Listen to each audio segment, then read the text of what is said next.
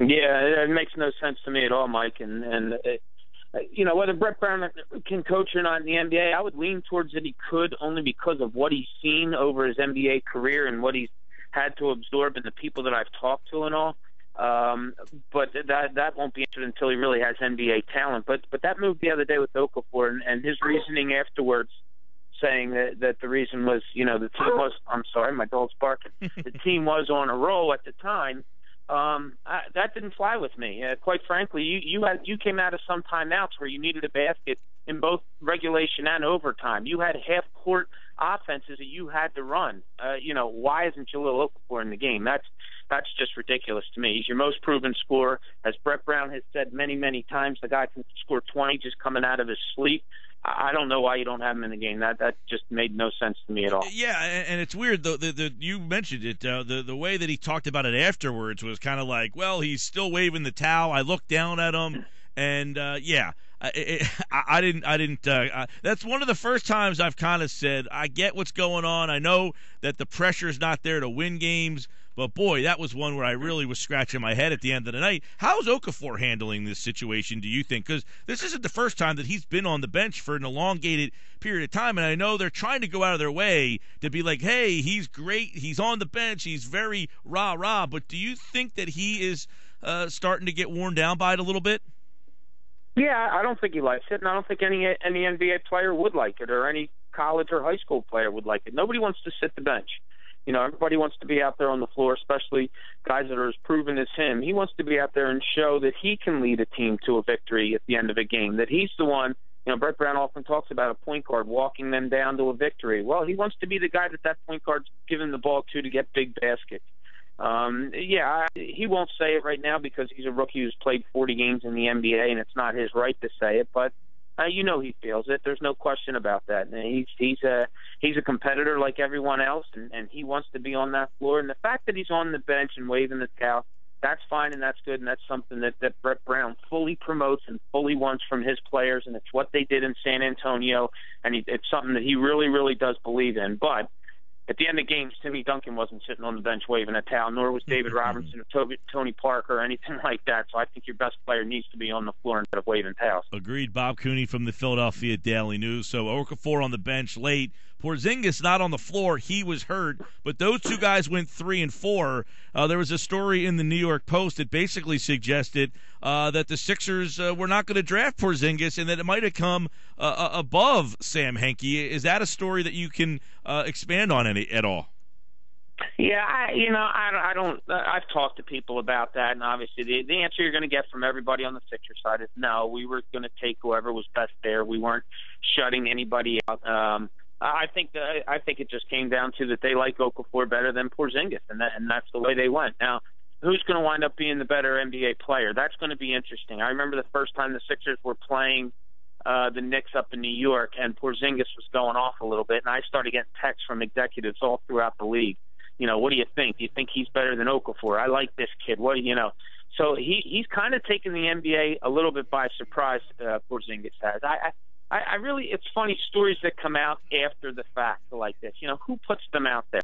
Who really knows? Like, why would the Sixers just be turned off by someone like Porzingis? I mean, that's just ridiculous. We all know that they wanted to get D'Angelo Russell. That was their big get. That's who they wanted to get. That's who Brett Brown, I know, really, really loved. Now, when he went at the time, I would say 99 out of 100 NBA people would say you take Jahlil Okafor before you would get Porzingis at that time.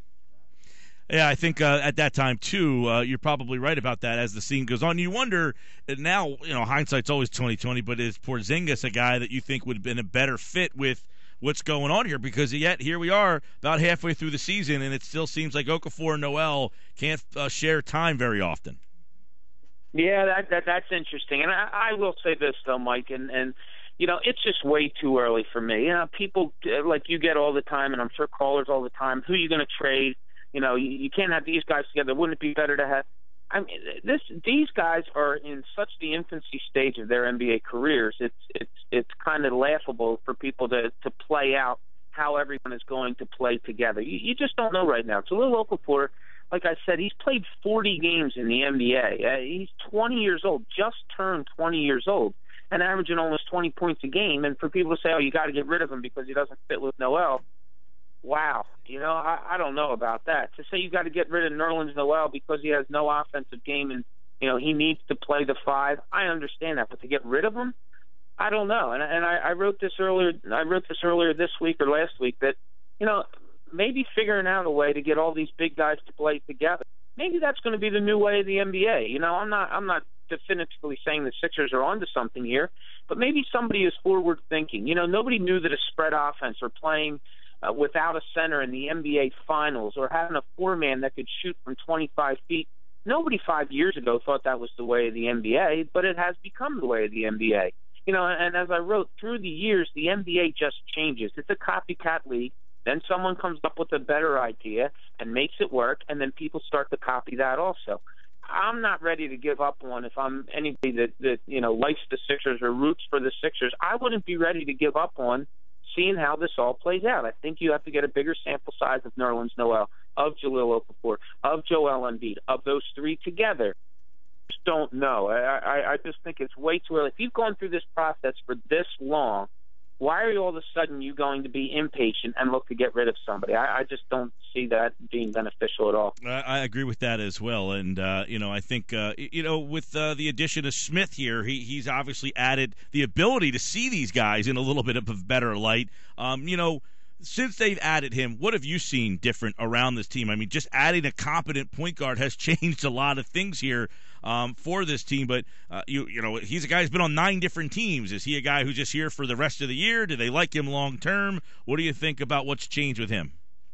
Yeah, for a reason. He's been on 9 different teams, and I'm talking to one person in the NBA. They said, if the Sixers were a decent team and you really needed to win against them, you really needed to shut something down, Ish Smith wouldn't be that hard to shut down. That's the reason he's been on 9 different NBA teams. He does work well with Nerlens Noel, I think. I think Jahlil Okafor it really likes being on the floor with Ish Smith also. He's a confident point guard. He is someone that can make big plays, which they haven't had, going back to Michael Carter-Williams, who could make some big plays at times when they needed him to. They've just totally neglected the point guard position, and to bring in somebody who's I forget the word used, but capable, which Ish Smith is. That's all he is. And I'm not putting him down. I really enjoy watching him play, and I enjoy him as a person.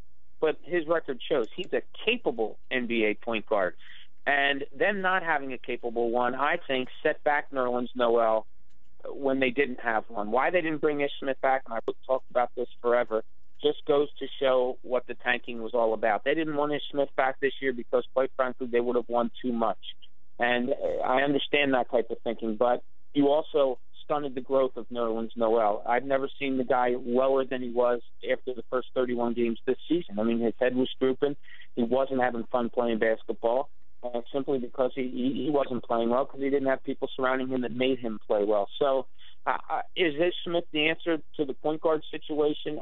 I don't think so. Could he be a guy that they keep around as a backup? That would be great, but they still need to address that position, in my opinion. All right, Bob Cooney here from the Daily News. The Sixers tonight against Orlando, and a very winnable game for them. Orlando got off to a good start. They've been struggling lately, so we'll see if the Sixers, who have actually played somewhat better on the road than they have at home, a team with 5 wins have won 3 road games here, so we'll see what happens tonight when they take on the Magic. Bobby, I'm sure it is a lot nicer, although it's not a bad day.